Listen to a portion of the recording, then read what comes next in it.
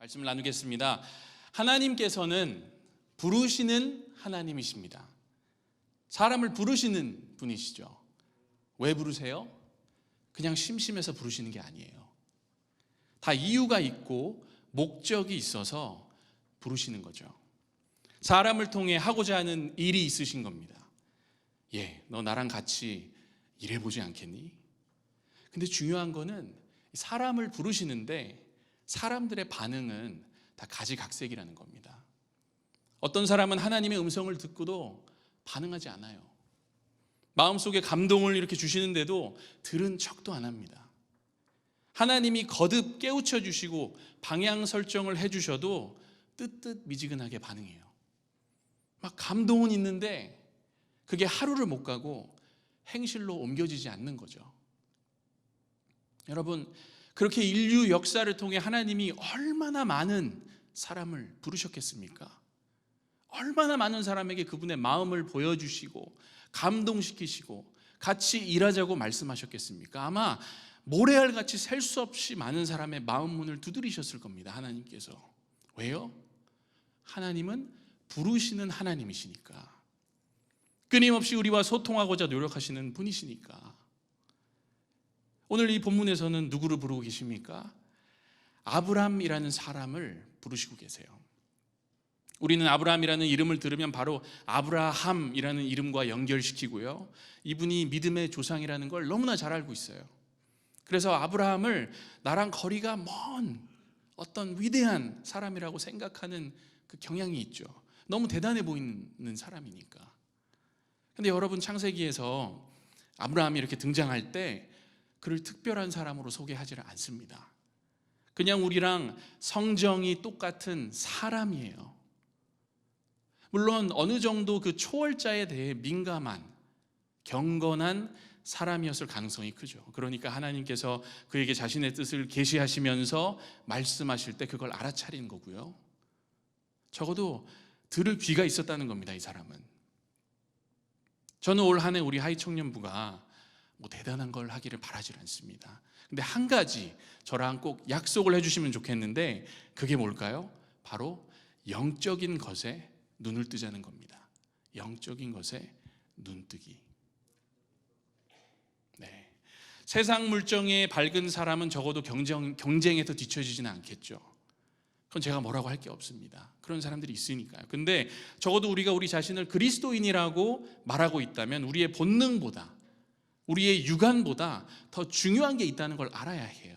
바로 영안이라는 게 있는 거죠. 영적인 안목, 영적인 것을 사모하는 마음, 영적인 것에 마음을 여는 거. 인간의 또 세속의 영역에만 내 눈을 들이밀고 그것에만 집중하는 게 아니라 우리가 사는 이 세상에서 일하시는 하나님의 손을 보는 거. 저는 여러분과 제가 그것에 초점을 맞추는 2023년 한 해가 되기를 원합니다. 이 로안 윌리엄스라는 신학자가 있습니다.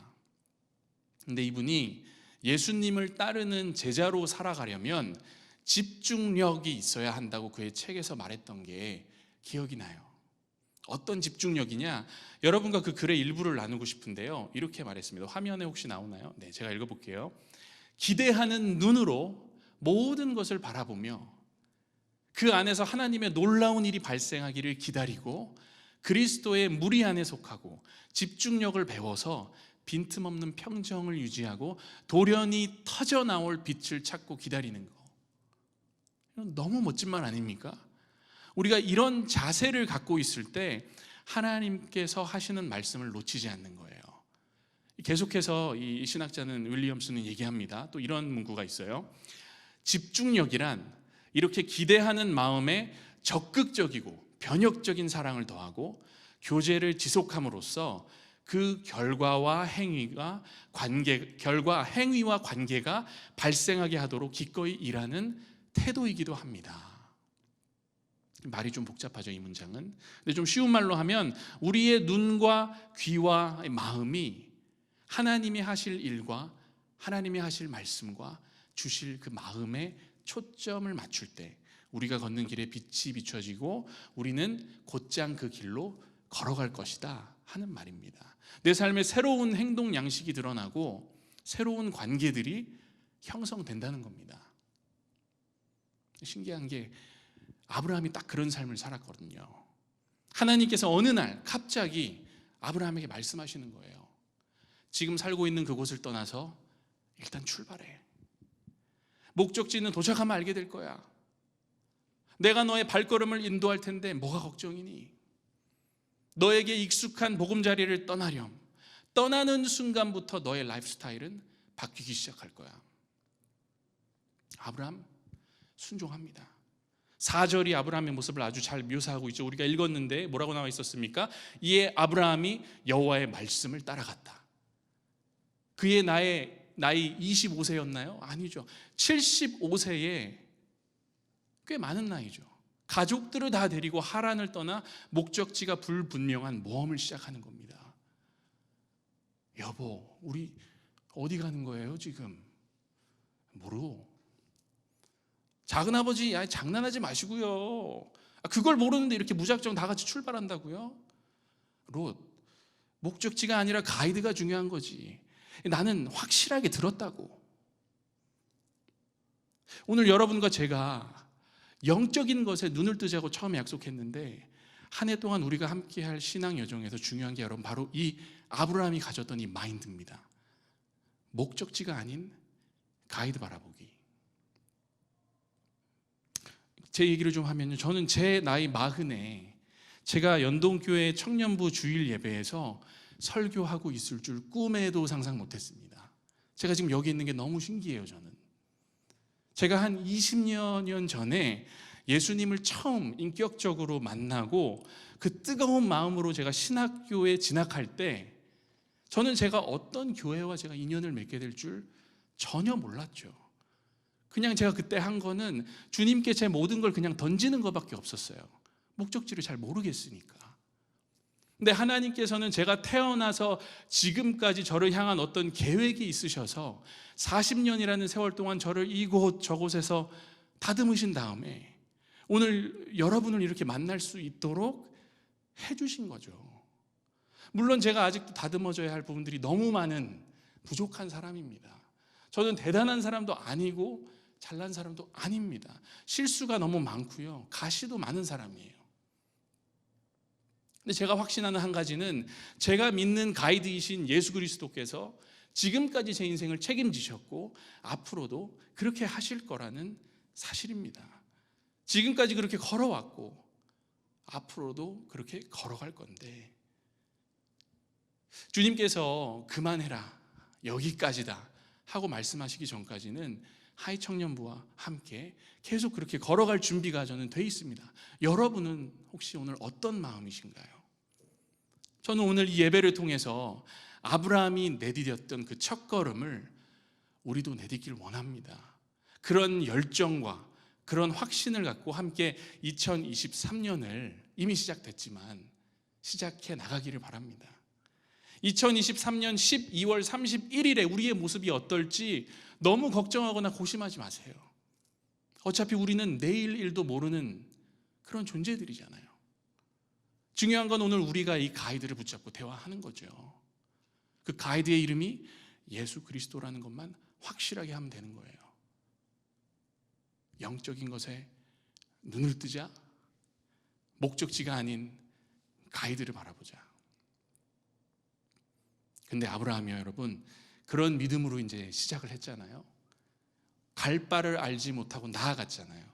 근데 그렇게 했을 때 하나님께서 그에게 주신 특권이 하나 있었어요.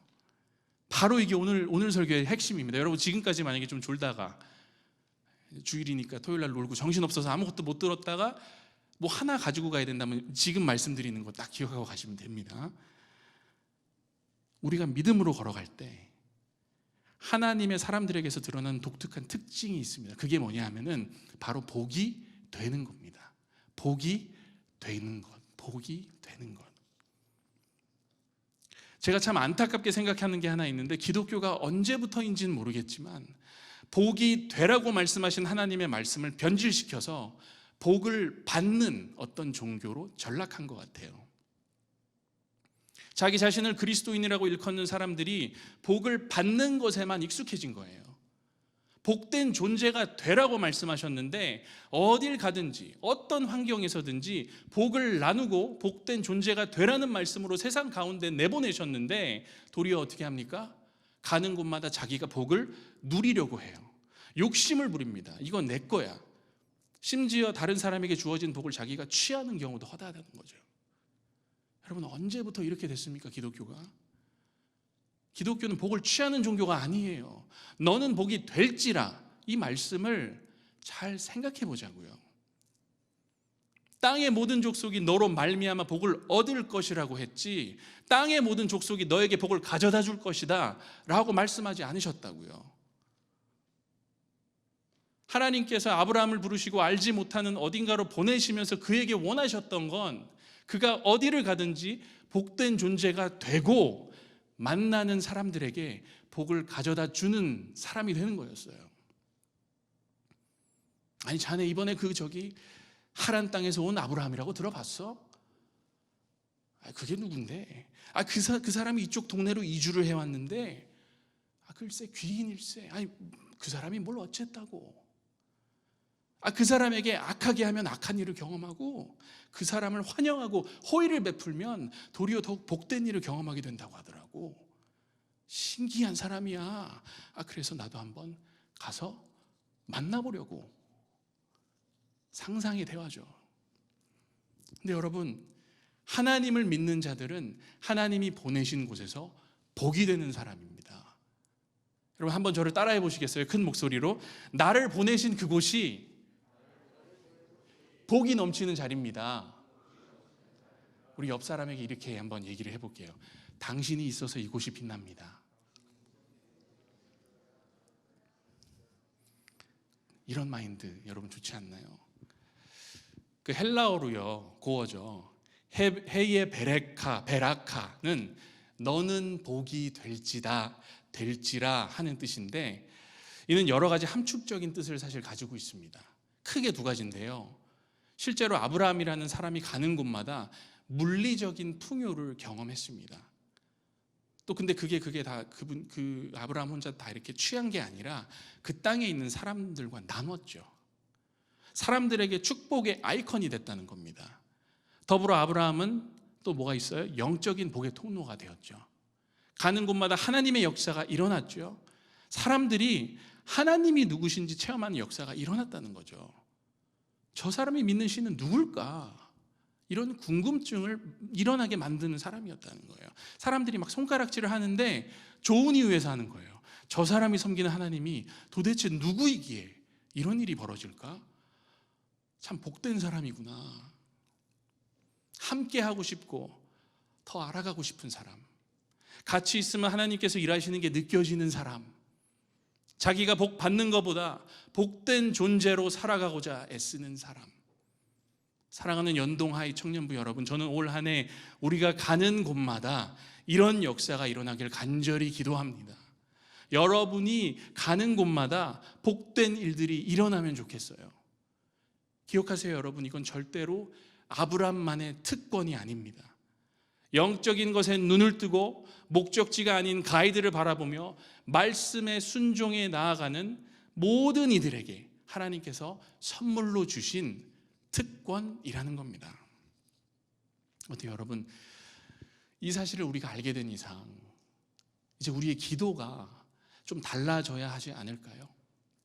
하나님, 나에게 이런 복을 주세요. 이것 좀 되게 해주세요. 이런 거 좀 주세요. 솔직하고 좋은 기도입니다.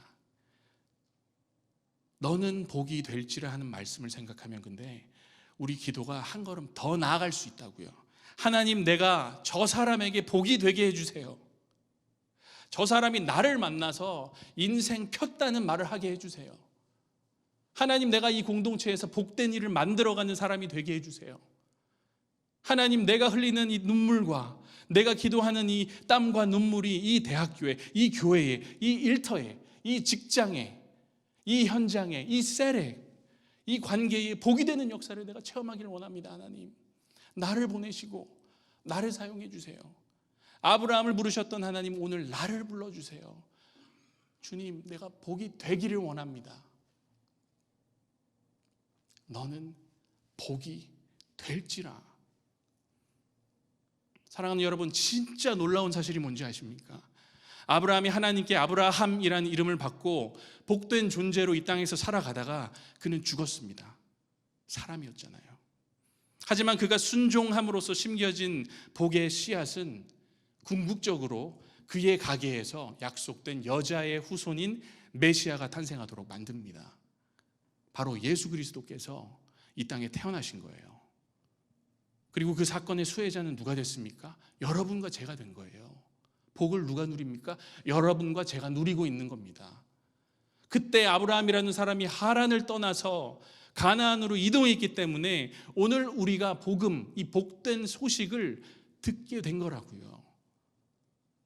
하나님이 아브라함이라는 사람이 말씀대로 행하는 것을 보시고 인류에서 희망을 보신 거예요. 아, 이게 되는구나.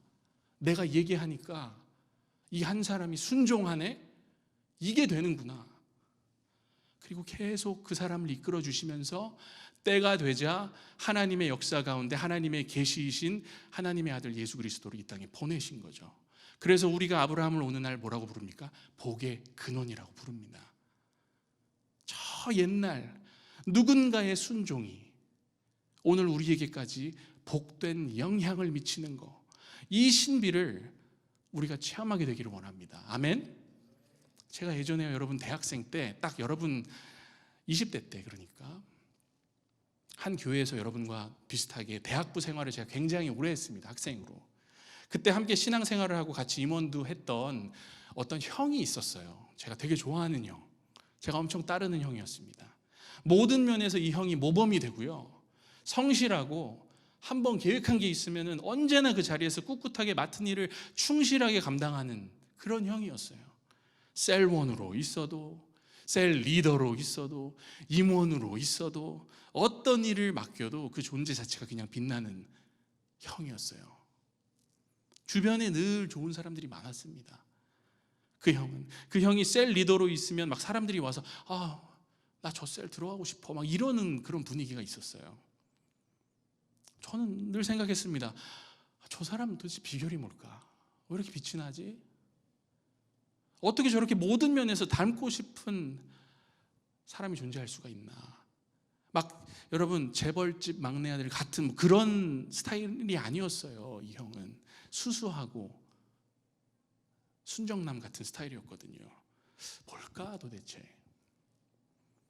그 형이랑 제가 지금도 종종 연락을 하고 지내는데, 제가 알게 된 거는 그 형은 스타일이 어떠냐면요, 말씀을 주저없이 따라가는 스타일이에요.